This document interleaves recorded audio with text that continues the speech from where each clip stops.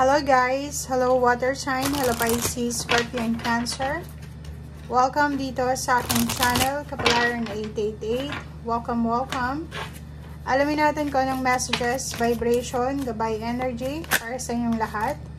Ito ay para sa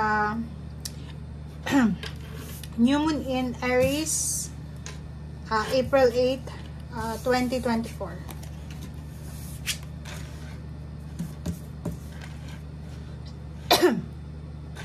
Okay, so meron ka ditong first 4 cards, Freya, second, Curiosity, Celine, Manifestation.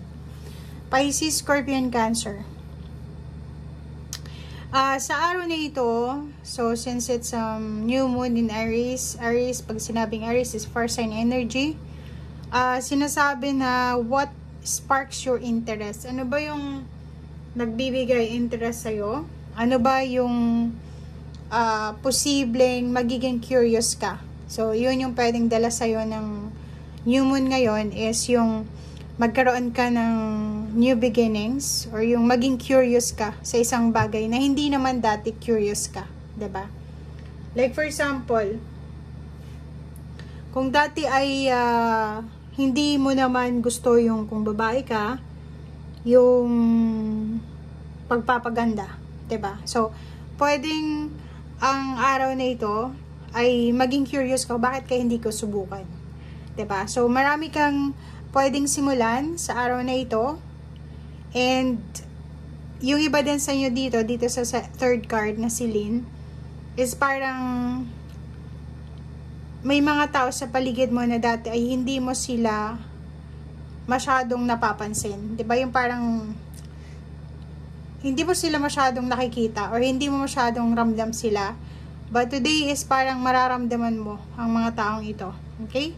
Pwede kang maging kumbaga solusyon sa kanilang pinagdadaanan na problema, or pwedeng the other way around, pwedeng sila ang maging sagot sa mga problema mo or sa mga katanungan mo sa buhay. Okay? Last card natin is manifestation. Sinasabi ng baraha dito na may posible kang manifestation or wish fulfillment na posibleng makuha sa araw na ito. So, if nanghihina ka, pinanghihinaan ka ng loob, parang iniisip mo, bakit kaya ang tagal-tagal, or bakit kaya ang hirap-hirap abutin ang kung ano ba itong gusto mong abutin sa buhay. Dito sa barahang ito, sinasabi, huwag kang mag-alala kasi parating na yung manifestation mo. You are worthy, you are loved, and if ever na nag-self-pity ka, na feeling mo mag-isa ka lang na lumalaban sa mundo, sa araw na ito is medyo magbabago yon yung perception mo. Okay? Medyo magbabago na parang maisip mo, okay lang kung mag-isa ako, kaya ko naman, or pwedeng may makikita ka na may mga tao pa rin na sumusuporta sa'yo. Okay, second deck natin is New Moon in Aquarius, New Moon in Libra. Ganun din, it's a new beginnings. Yun, tanggapin natin lahat ng mga pagbabago. And same din dito sa Freya, you are loved, diba? So, if feeling mo talaga walang nagmamahal sa'yo, feeling mo mag-isa ka lang dito sa mundo na lumalaban, huwag kang mag-alala kasi siguro physically wala kang karamay sa kung ano man itong pinagdadaanan mo sa ngayon, but may mga spiritual helpers ka, guides, angels, archangels, and ang ating Panginoon and universe ay protektado ka. You are protected, you are worthy, you are loved, and you are guided. Okay? So, tanggapin natin kung ano man ng mga changes na posibleng nangyayari or mangyayari sa buhay mo.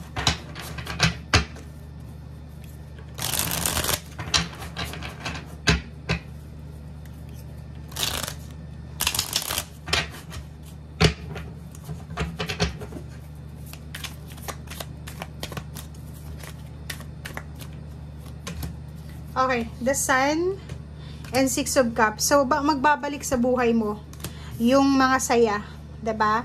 If ever galing ka sa mga competition, misunderstanding, pag-aaway, backstabbing, betrayal, or kano pa man, sinasabi ng baraha sa'yo dito na huwag kang mag-alala. Kasi, etong new moon in Aries, eto yung magsisimula, or dito sa araw na ito magsisimula yung renewal, 'di ba?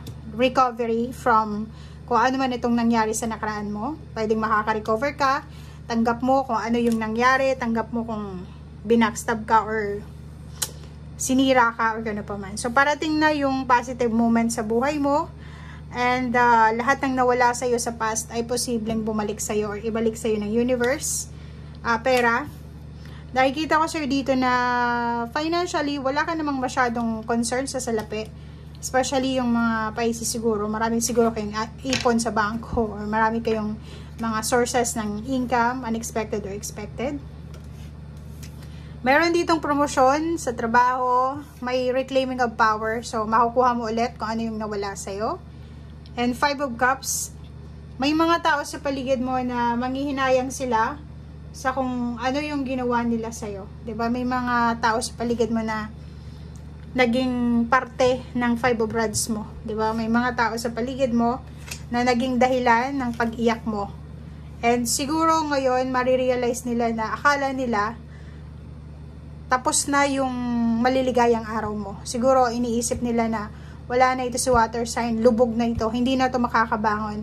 And today nila marirealize na anong nangyari. Bakit kahit nandun na siya sa 9 of Swords, kahit mag-isa na lang siya, kahit pinagtulungan na namin siya, binackstab na namin siya, binitray na namin siya, pero tingnan mo ngayon, no, naka-recover siya sa kung ano man itong nawala sa kanya. Mas lalo siyang naging mas strong, mas lalo siyang naging mayaman, mas lalo siyang naging masaya, mas lalo siyang naging blessed. Parang gano'n. Okay? So, Knight of Rods, nakikita ko sa'yo dito na maraming dahilan ka para maging masaya sa araw na ito. May mga good news dito, information, lalo na tungkol sa pera, inheritance, or pwedeng lump sum of money. Mag-iingat ka sa mga Capricorn. And at the same time, mag-iingat ka sa mga, hindi lang Capricorn, Earth signs, Virgo, Capricorn, or Taurus, or pwedeng lahat ng zodiac signs na lumalapit sa'yo sa ngayon kasi hindi mo alam kung ano yung mga intention nila. Okay? Last card natin, guys, is King of Rods. Yung iba sa inyo dito is focus sa trabaho nila, sa ginagawa nila. It's either may business ka, or empleyado, self-employed, freelancer o kung ano pa man, busy ka sa trabahong ginagawa mo. Or wala kang oras sa kung ano man na stressful na pangyayari dahil nakafocus ka kung paano kumita ng malaking halagang pera. Okay? So, thank you guys for watching and see you again. Bye!